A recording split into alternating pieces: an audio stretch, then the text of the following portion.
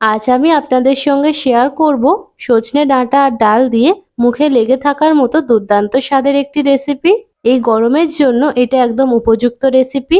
নমস্কার, আমি তাপসী আর আপনারা দেখছেন তাপসীদির হেসেল। চলুন আজকের রেসিপিটা স্টার্ট করা যাক।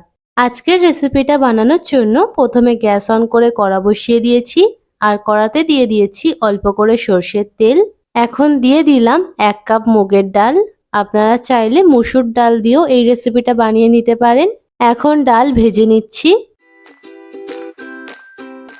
ডালের কালার অনেকটাই চেঞ্জ হয়ে গিয়েছে আর এটা ভাজা হয়ে গিয়েছে।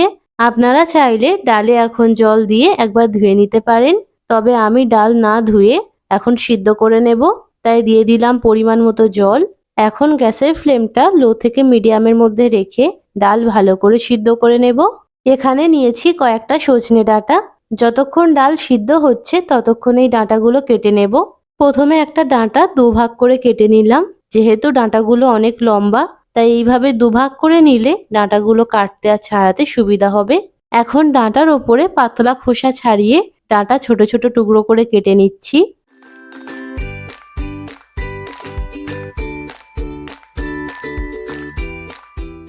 সজনে ডাঁটা কাটা খুবই সহজ, যে কেউ খুব সহজে কেটে নিতে পারে। ডাঁটাগুলো কাটার পরে ডাঁটার গায়ে অল্প খোসা লেগেছিল, ছুরি দিয়ে খোসাগুলো ছাড়িয়ে পরিষ্কার করে নিলাম।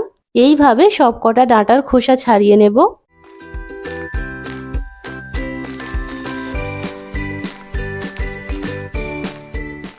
সব কটা সজনে ডাঁটা কেটে ছাড়িয়ে নিয়েছি। যতক্ষণ ডাঁটা কাটছিলাম ততক্ষণে এদিকে ডাল সিদ্ধ হয়ে গিয়েছে। ডাল খুব ভালোভাবে সিদ্ধ হয়ে গিয়েছে। এবারে গ্যাস বন্ধ করে দিয়ে ডাল একটা অন্য পাত্রে ঢেলে নিচ্ছি। কড়া ভালো করে পরিষ্কার করে নিয়ে আবার গ্যাসে বসিয়ে দিয়েছি আর কড়াতে দিয়ে দিয়েছি সর্ষের তেল। তেল একটু গরম হয়ে গেলে ফোড়নের জন্য দিয়ে দিলাম 2টো শুকনো লঙ্কা আর হাফ চা চামচ গোটা জিরে। এবারে গোটা মশলাগুলো একটু নাড়াচাড়া করে ভেজে নিচ্ছি। শুকনো লঙ্কা জিরে একটু ভাজা হয়ে এলে এতে দিয়ে দিচ্ছি কেটে রাখা সজনে ডাঁটা।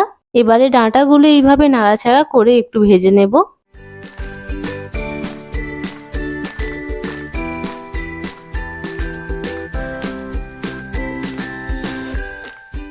সজনে ডাঁটা বেশ কিছুক্ষণ ভালো করে ভেজে নিয়েছি।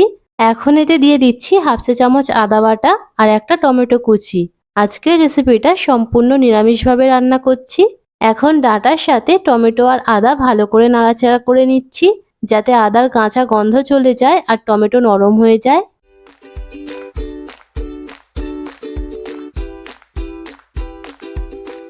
এখন এতে দিয়ে দেব কিছু গুঁড়ো মশলা, পরিমাণ মতো নুন, হাফ চা চামচ হলুদ, হাফ চা চামচ ভাজা জিরের গুঁড়ো, দিয়ে দিচ্ছি হাফ চা চামচ ধনে গুঁড়ো আর 1 চা চামচ চিনি। চিনি অবশ্যই দিতে হবে, তাহলে তরকারির টেস্ট খুব ভালো আসবে।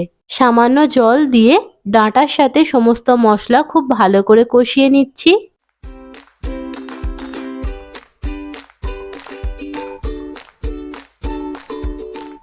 ডাঁটা খুব ভালো করে কষিয়ে নিয়েছি। এটা 50% সিদ্ধ হয়ে এসেছে। এখন এতে দিয়ে দিচ্ছি সিদ্ধ করে রাখা ডাল। এবারে ডাঁটার সাথে ডাল খুব ভালো করে মিশিয়ে নিচ্ছি।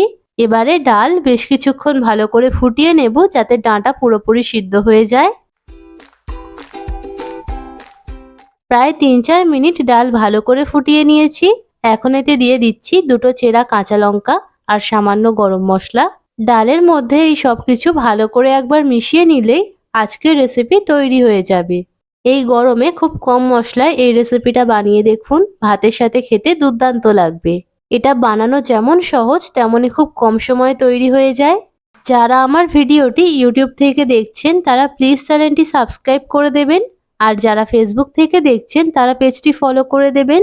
ভিডিওতে একটা লাইক করে দেবেন আর কমেন্ট করে জানাবেন আজকে সজনে ডাঁটা আর ডাল দিয়ে রেসিপি আপনাদের কেমন লাগলো।